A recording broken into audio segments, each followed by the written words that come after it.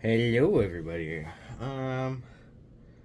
Well, I decided it was time to make the gooseneck.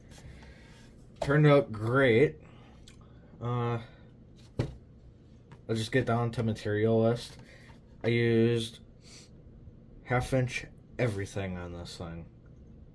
All besides for, I think, the boards and the rods that I used to hold the tires on.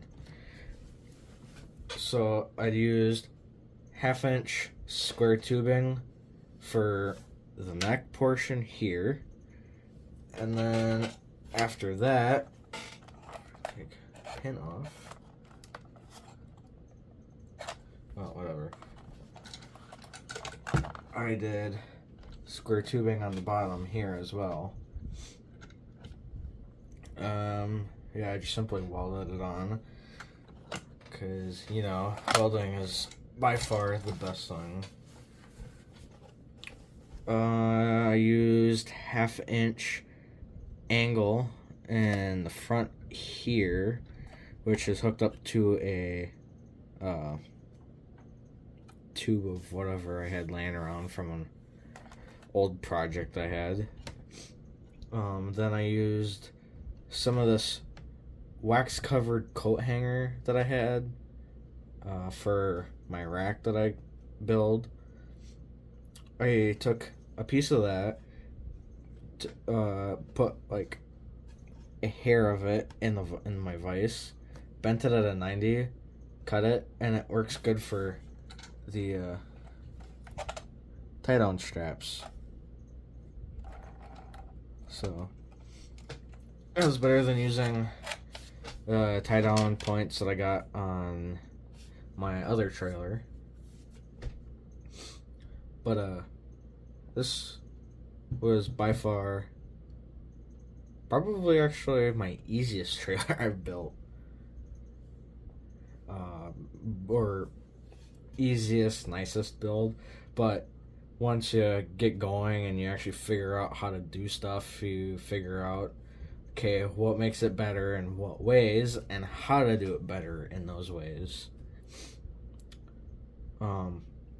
Otherwise, yeah, I just used all of this. The rest of this is all 1/2 inch angle for holding these boards into place. Works good.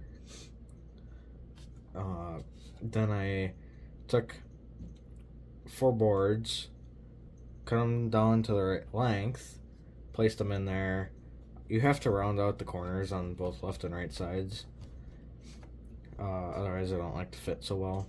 Then I just drill one hole going through each board, and then through that over, like the part the board actually sits on the bottom. Drill that out, and then thread those, and then put screws in, and that holds the boards on there. And then on the back side here,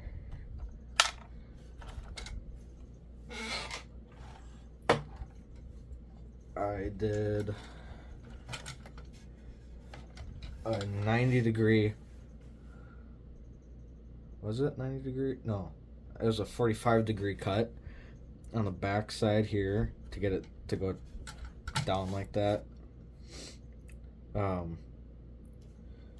So yeah, I just did the same thing. Cut some of the board, put it on there. But the issue that I had is when I did that, I had a limited amount of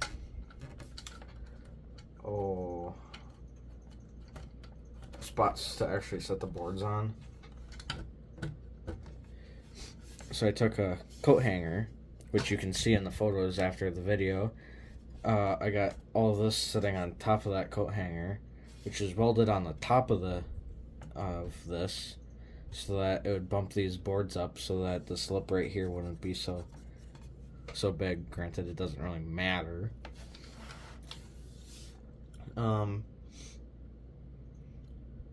Let's see.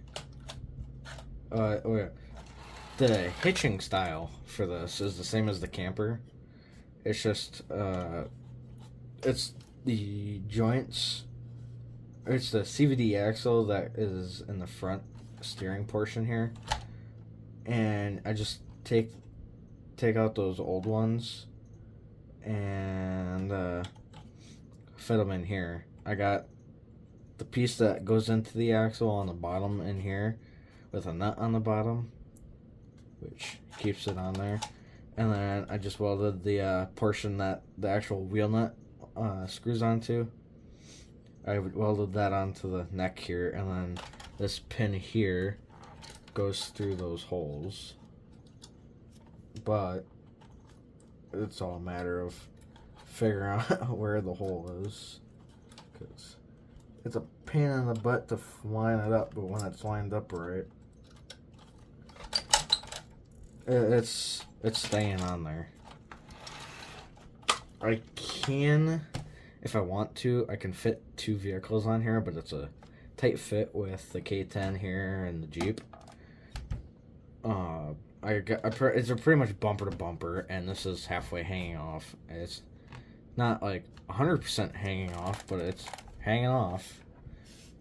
And then I just took some of the ramps from my old axial 24 trailer that I had and fitted them onto here so that it's easier to load. You don't really need them.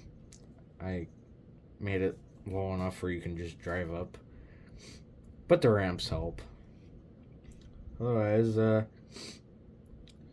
I have another project in the works right now, which fits what I got going on here kind of nicely. It's taking this and this trailer and pretty much smushing them together. And if you figured out what that is, you know it's going to be a really cool project to work on. There haven't been many, but there has been some. So, otherwise, I roll the clips, and yeah, thank you.